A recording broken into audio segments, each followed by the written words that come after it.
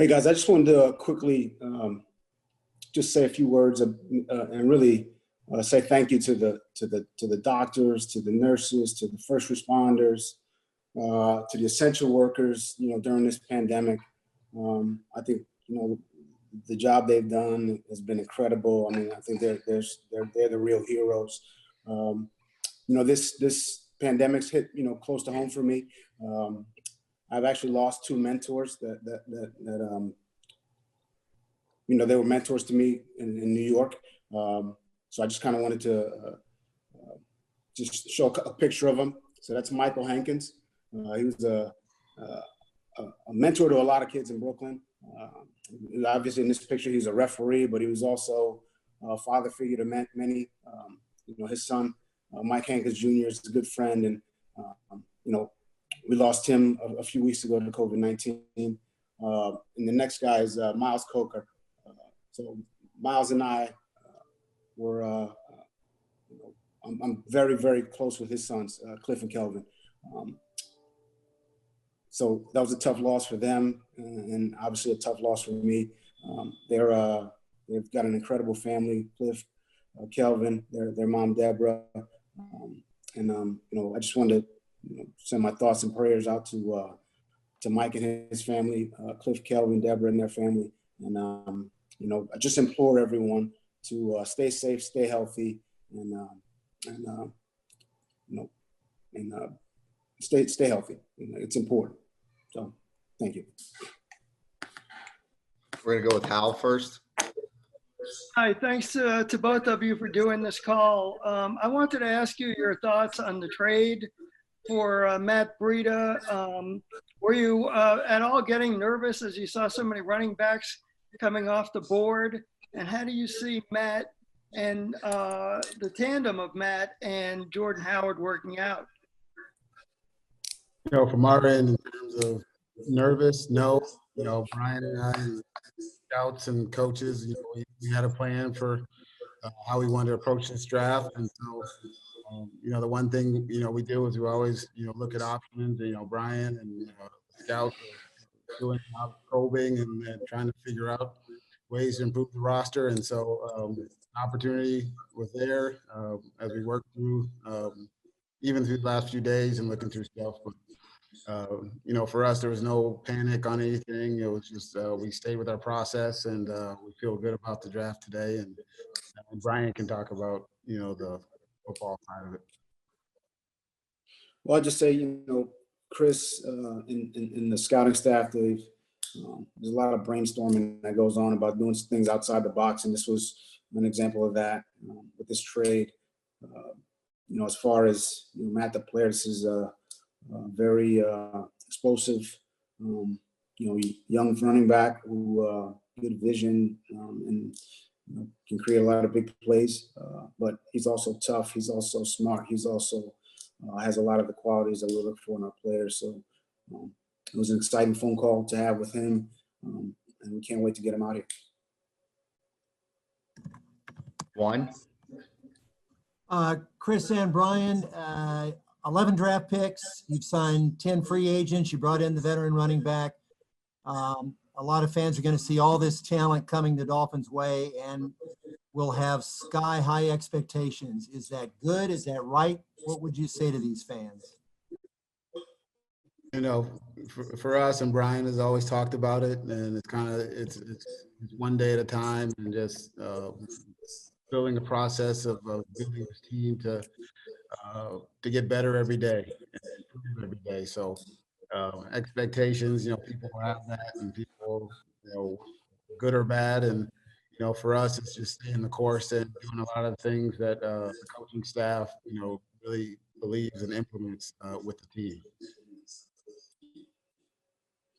Yeah, I mean, games aren't won in March and April. I think there's a lot of work that has to be done from now until the start of the season, whether it's virtual meetings to hopefully getting back together, getting on the field, and getting 90 guys on the same page, 11 guys on the same page, and it's a team of teams. So the nickel group's got to get on the same page, the dime group's got to get on the same page, the 21 personnel offensively's got to get on the same page, and 11 personnel's got to get on the same page. And then, I mean, there's a lot that goes into this. So we got a long way to go, a long way to go. And I think it starts with the virtual meetings, and then if the time comes when we come together and get to practice and get to walk through, and a lot of work, a lot of hard work, has to be done for us to, become a good team. I mean, it's not easy. So yeah, I would say as far as expectations, let's manage them, and there's a lot of work we have to do. Obviously we're going to push the team to do that, but the work should be done by the players, the coaches, the personnel staff. It's going to be a collective team effort. Cam Wolf. Flo, sorry for your loss. I wanted to ask you guys, it looked like, today, again, you added another offensive lineman. It seems like you guys are trying to find that big mauler mentality. Is that fair to say that's what you want your O-line to be? And are any of those offensive linemen closer to ready to play than others?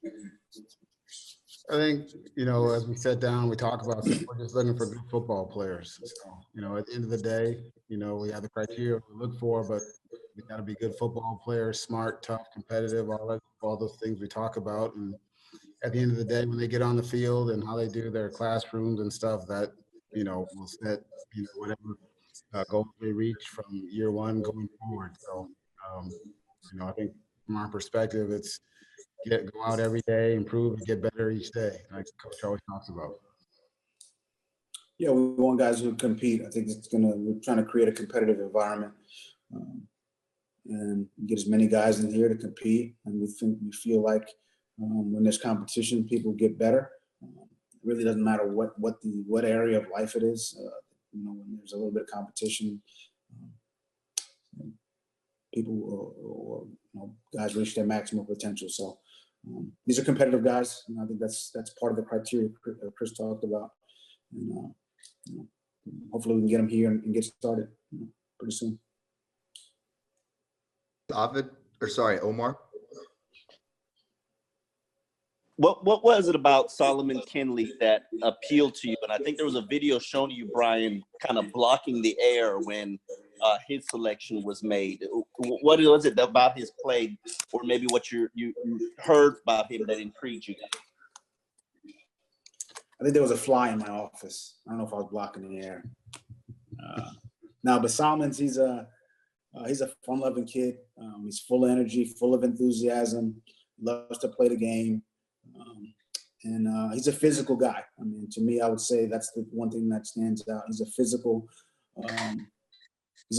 kid. He plays the game physically. He looks like he enjoys. When you watch him play, you get the feeling that he enjoys the physical part of the game. I'm sure he better be a much better blocker than I am on air or wherever it is. But there's a lot to like about him. Safid. Flo, sorry for your loss, and thank you for sharing that with us. I wanted to ask, fans have been able to see you celebrating with Miles and Maxwell in your office after some of the draft picks. What has this experience been like for you to share the draft with your sons, and what do you think about fans seeing this side of you with your kids? Well, before I need to say thank you to my wife for dealing with having me home all the time. That's been an adjustment, but it's been fun. It's been a lot of fun, actually. I haven't spent this much time with my family, my kids, my wife, in a long time, and it's been great. To sit down and eat dinner, to help my kids with their homework. I don't know if anybody's done this new math, but that's very interesting. Not carrying numbers is very interesting to me. But it's been fun, and it's been a great experience. And having them spend time with me during the draft was a great experience. And I've been able to. If you don't take a nap, you're not going to get to the draft. So it's been a lot of fun. But And it's great to see it across the league. Families together. I think it's so important. When I think about being a coach, you want to help players become good players, but good people, good husbands, good fathers, good sons. And I think we as coaches need to be good examples of that. And hopefully, the players saw that, and hopefully the world saw that. I mean, I think that was evident. It was nice to see everyone's families. Dave Hyde.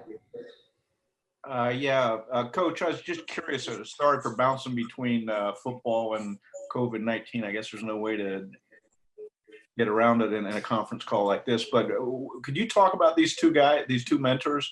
At what point in your life did you know them? And is there anything that jumps out as far as a story about them or some impact they had on you? Well, I'm not going to dive too far into either one, but Mike Hankins, he was just a figure in Brooklyn and around my neighborhood as someone who was constantly trying to help young people succeed. I mean, it was a tough area, a place where there's a lot of you can go the wrong. A lot of different ways to go down the wrong path, I would say. And at every opportunity, he was someone who tried to help young people as much as he could. And I was just lucky to spend some time with him and his son. He was a referee at games, and whether it's football or basketball, and he just enjoyed sports so much, and it gave him so much joy. And he just loved being around young people and helping them become, better versions of themselves. Miles Coker, I would say I spent more time with him. He's got quite a story, and it's an incredible journey. His life's been an incredible journey. I've spent his sons, Cliff and Kelvin, are, I would say, two of my best friends in the world. For them to go through that adversity, I felt it myself. But Miles was full of wisdom, I would say, and someone who could seek out for counsel whenever you're going through something. And but he had a joy and spirit about him that was also incredible. And a smile that would light up a room, and he was full of jokes. And his sons are the same way. So it was a loss for everyone. But if you spend time with either guy,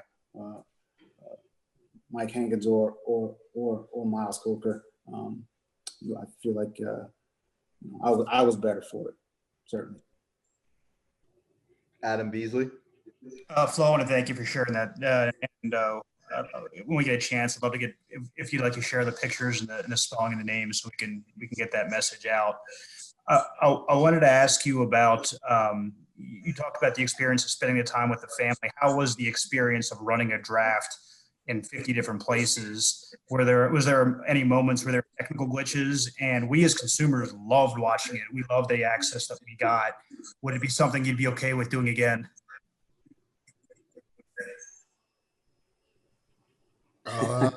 I'll leave that to Brian. It was our IT department did a fantastic job. Those guys were on the ball. The video department, everybody. It was smooth. They allowed us to have everything we needed, anything we wanted. It was set up, and we got nothing. But it just couldn't have happened without them.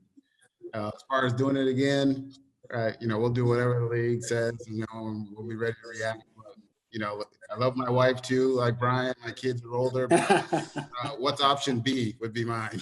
So. Yeah, I mean, it was like Chris said, our IT department was really on point.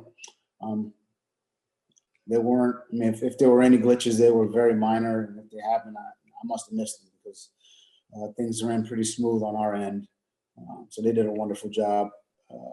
Again, it was great. I had a great experience, this year. You go into it, you never know what it's going to be like. I think there's a lot of apprehension, uncertainty about how things would go. But I think it went. I thought it was great, And again, I thought it was great to see all the families together. I mean, that's, I thought that was really nice. Perk? Hey guys, I'll delicately try to switch this back to football. You guys have made a lot of moves this offseason via draft, via free agent signings, via trades. What are the one or two most important areas that you addressed? I'd say everything we did, and it's a great thing about Brian and the staff and the coaches and scouts is everything was done with, a calculated plan and what we were looking to achieve and in terms of roster building and looking long-term as well. So for me, we always talked about, building blocks, and I think we did a good job accomplishing that and hitting some areas of need.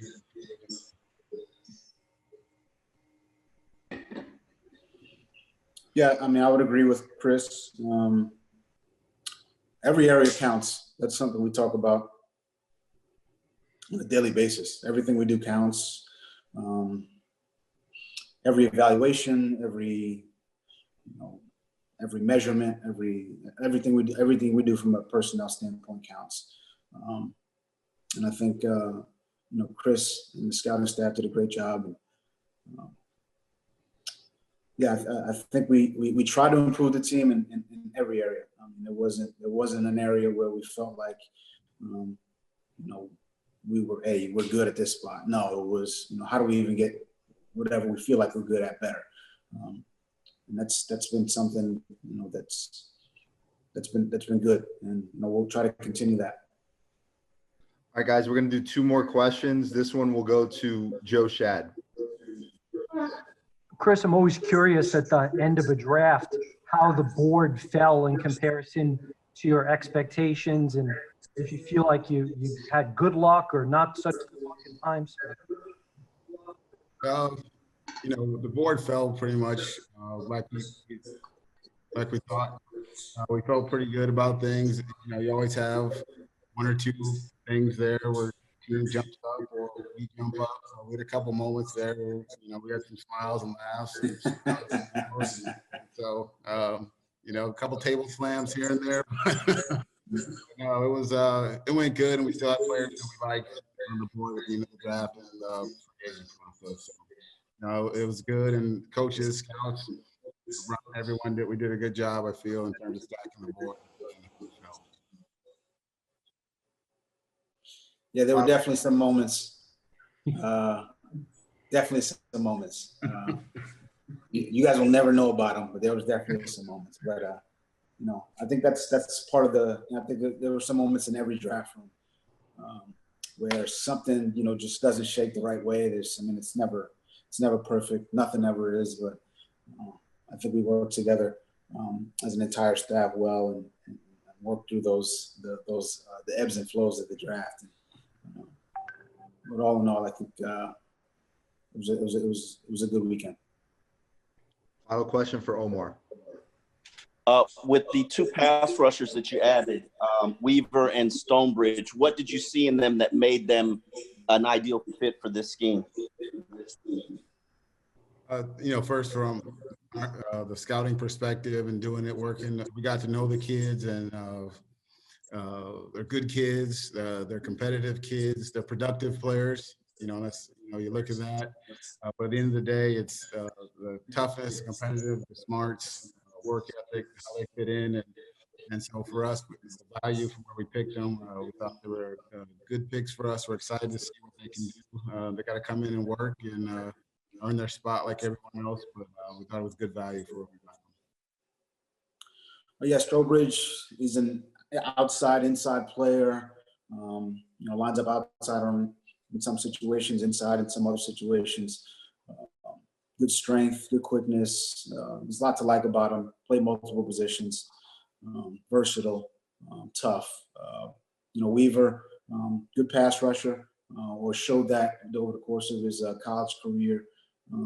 Hopefully that translates. I think he's got to do a better job in a lot of areas, and so does Strobridge. So does every one of these rookies. I mean, they all got to improve, get better. They all have a long way to go. But definitely some things that we liked out of Weaver. from a pass rush standpoint. And hopefully we continue to develop, those as well as every other part of his game. But like both guys, and I think we like most of the guys we picked.